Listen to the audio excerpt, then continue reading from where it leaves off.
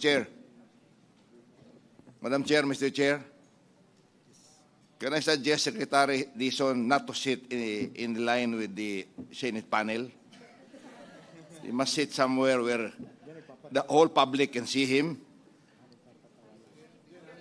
If he may. May camera naman. May camera ba? May camera. Okay.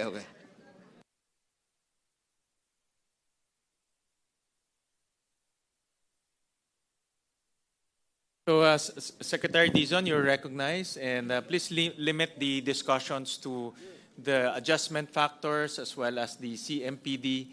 Yan po yung issue on hand. And also, this is in response to your statement.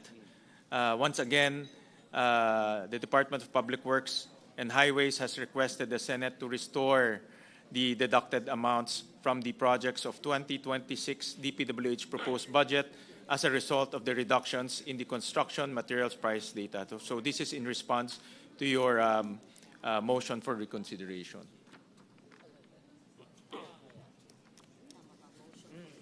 Thank you very much, Mr. Chairman.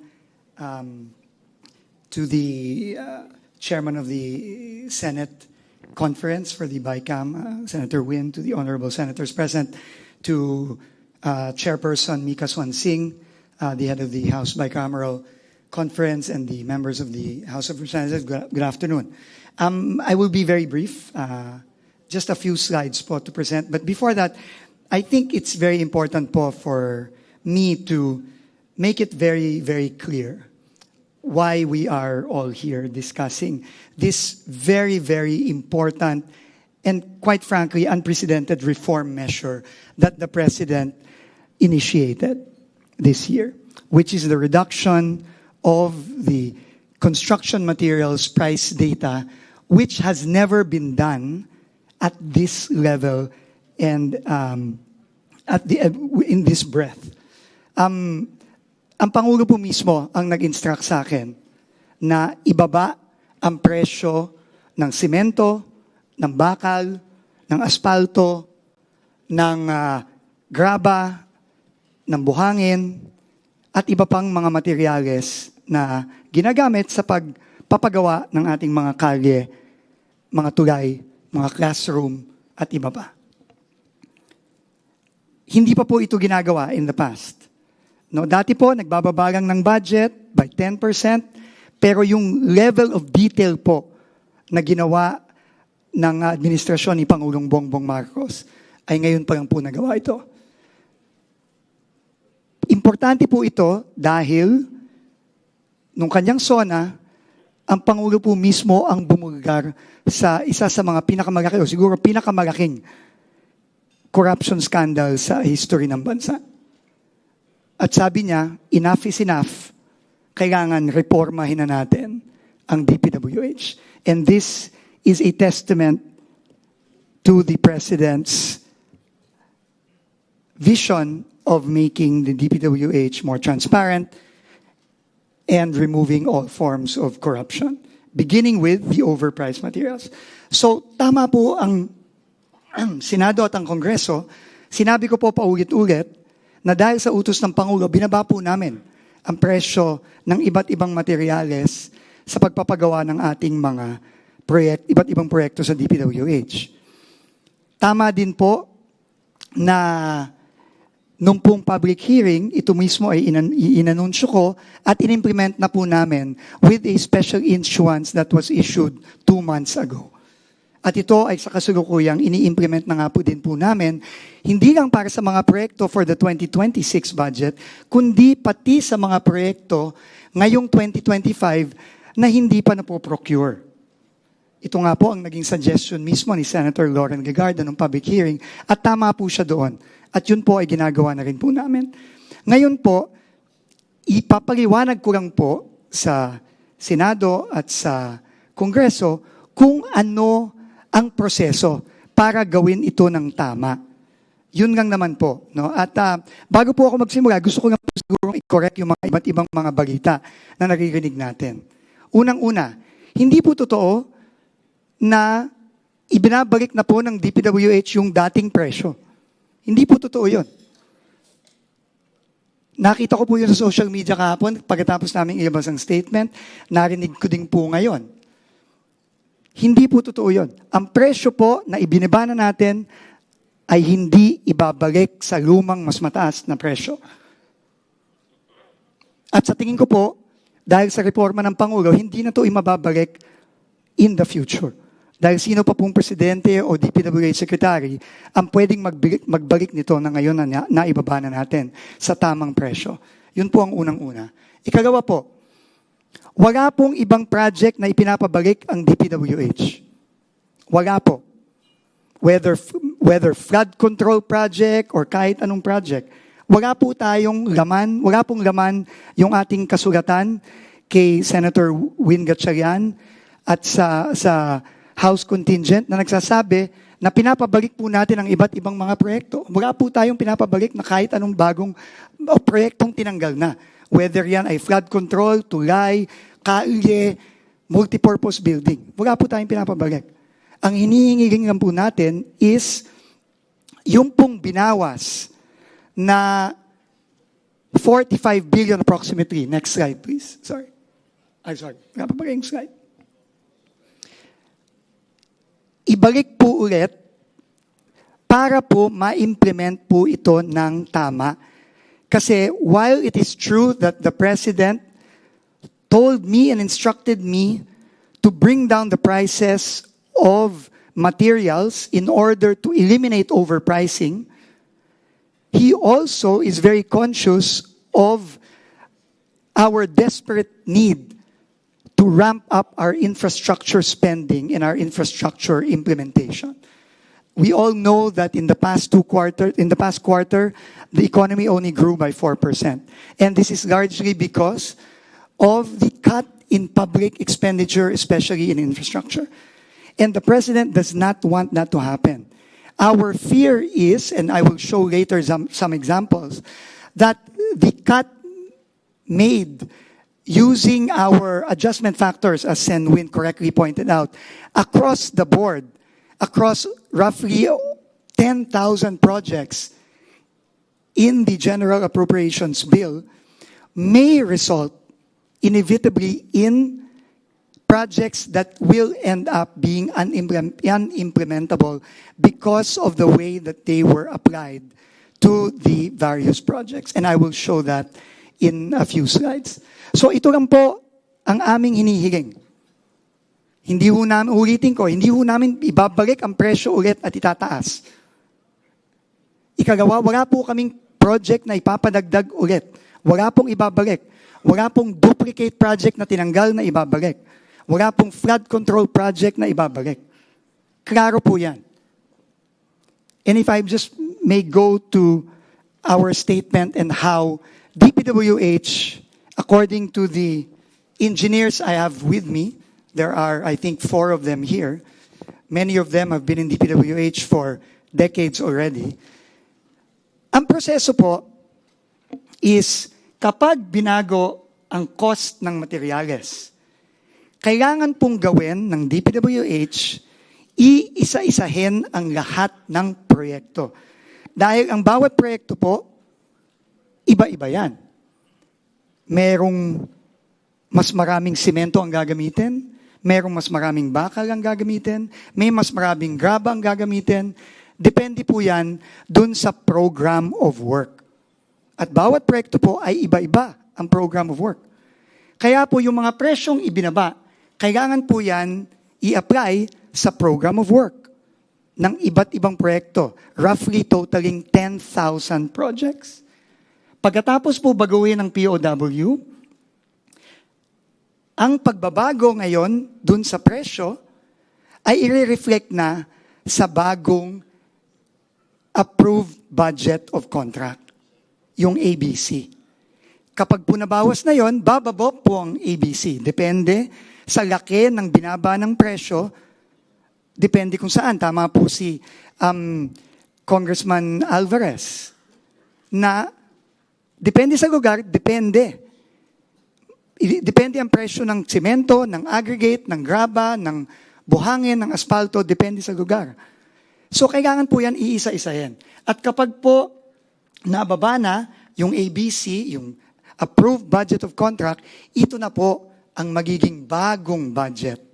At ito na po ang ipapublish ngayon para ipabid at iprocure ng DPWH. Yan po ang proseso.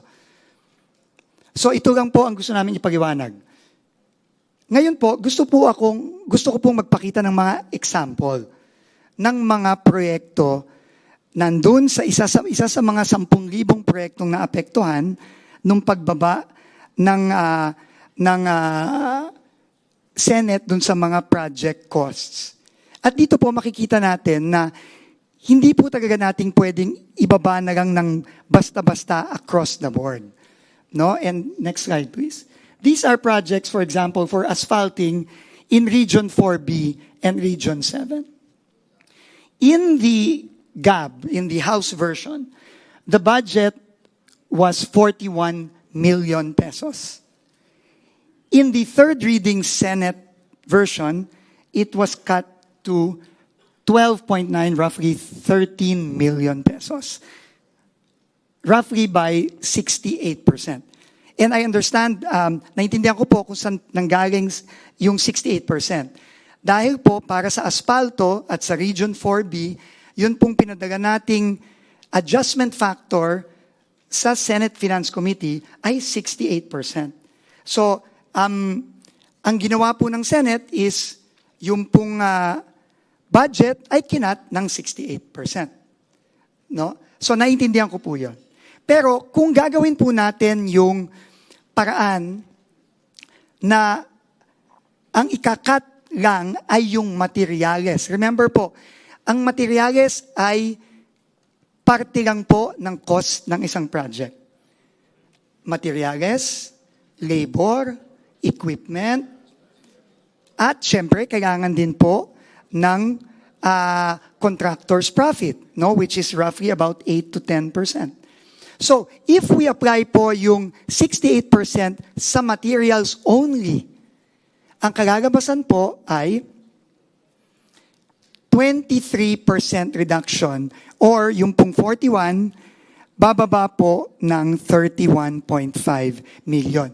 Which means po, meron pong 18 million na mawawala sa pondo ng proyektong ito. At dahil dun po, mahirap na pong i-implement yung proyektong yon. So, on the other hand, meron din naman po na proyekto na baliktad naman. Asphalt overlay din po ito sa Region 7. Ang original price po ay 25.54.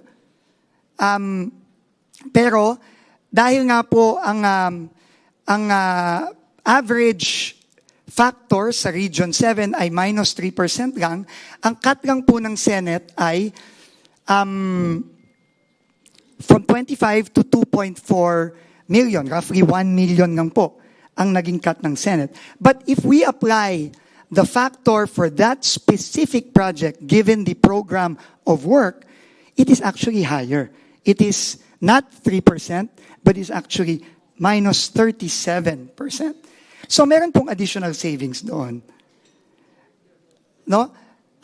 If I can go further, no? This is for asphalt overlay. Concrete road construction.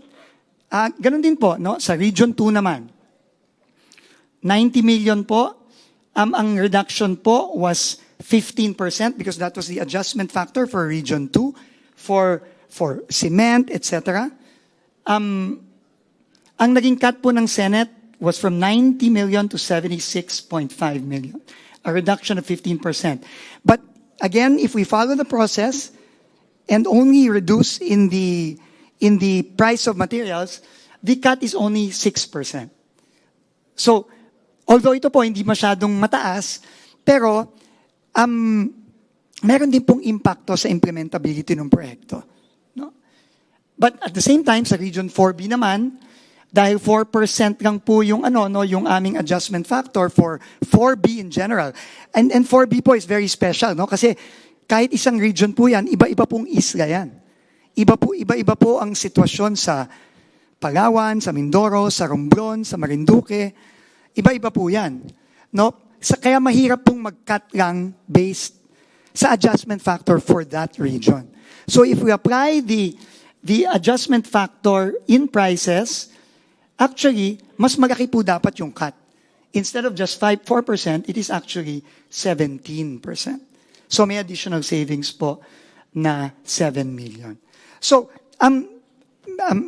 Mr. Chairman, Madam Chair, yun lang naman po ang gusto naming ipaliwanag.